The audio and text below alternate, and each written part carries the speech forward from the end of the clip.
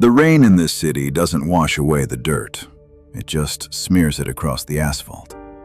Sidewalks turn into mirrors, but no one sees their real self in them. I stood under the entrance awning, finishing my last cigarette, watching the Murray family mansion. The lights in the windows never went out. In houses like that, they rarely do. Too many things you can't leave in the dark. People said different things about them. Money, connections, an old name. But no one ever spoke about the main thing, that inside this family, mistakes are never corrected. I had been watching them for years, not from the inside, but from a distance, and that was enough to understand. In houses like that, children don't grow up. They are shaped. I saw how the eldest slowly stopped waiting, how the middle one stopped speaking, and how the youngest stopped believing. The Murray mansion was never a home. It was a system with precise rules and zero margin for error. The main rule was never spoken out loud. Don't ask questions if you're not ready to live with the answer. From the outside, everything looked perfect. Money, connections, a name. But inside, it wasn't a family. It was a cage, golden, precise, with no way out. And the better they played their roles, the fewer chances they had left to be themselves. And then, one day, the lights went out in that house, and this time, they never came back on. Over time, it became clear the system had worked. The children grew up and took their places, tall, proper, flawless on the outside. The eldest, Edward Murray, became a judge, a man who passes judgment on others without the right to doubt himself. He learned the most important thing, not to feel when it interferes with a decision. The middle one, Clara Murray, became a designer. She created perfect forms where everything unnecessary could be hidden. She didn't fix people. She made sure no one could see the cracks. The youngest, Thomas Murray, joined the police. He chose the side of the law, as if it could give him answers. But he understood too early. The law is also a system, and it has no place for weakness either. None of them had a family. Not because they couldn't, because they didn't know how. Each of them took their place, and not one of them was free.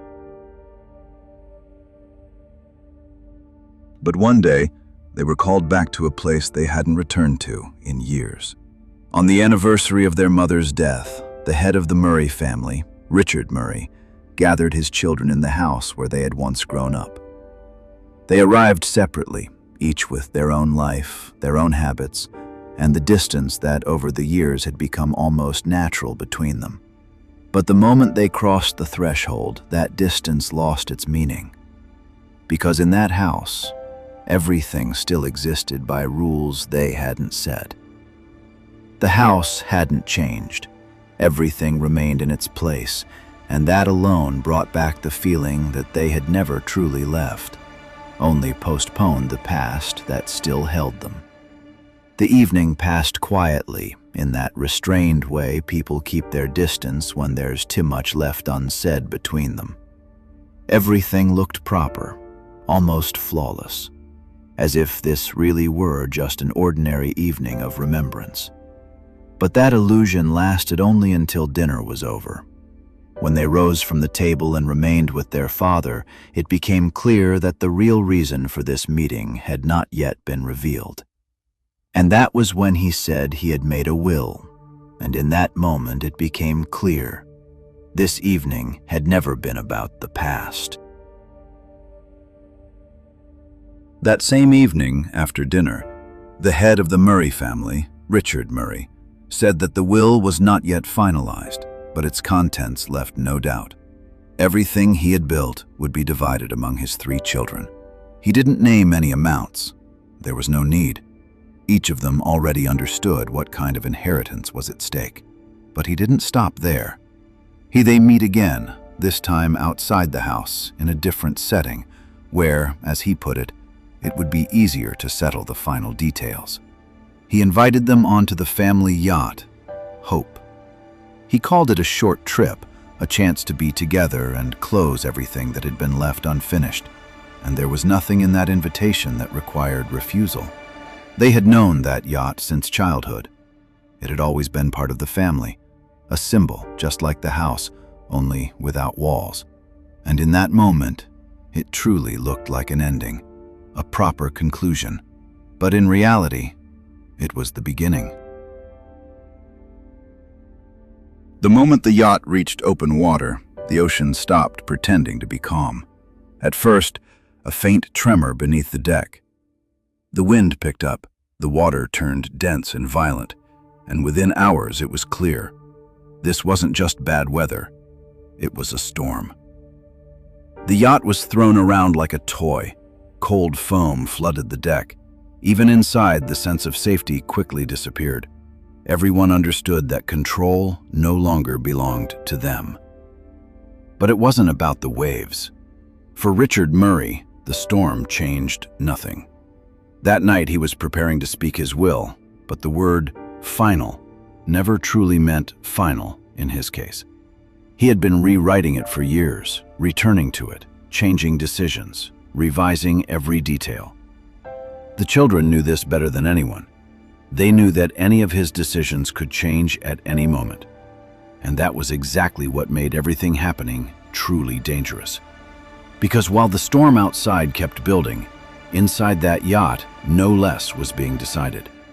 And none of them could be sure that by morning, the rules would remain the same. The night didn't let him finish. The storm kept building, and the moment he had prepared for years was cut short. He never got to speak his will himself. Everything happened faster than anyone could expect.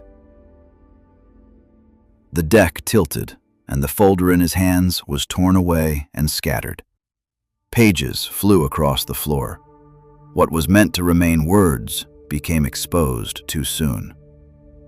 One of the documents ended up in the hands of Edward Murray.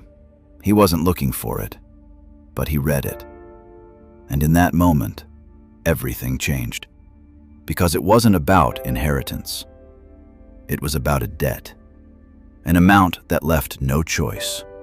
A decision that shattered everything they believed was their future. It wasn't a gift. It was a sentence. And he understood it first. In moments like that, people don't think for long. They act. And that night, the eldest son did something that could no longer be undone. It happened too fast to feel fear.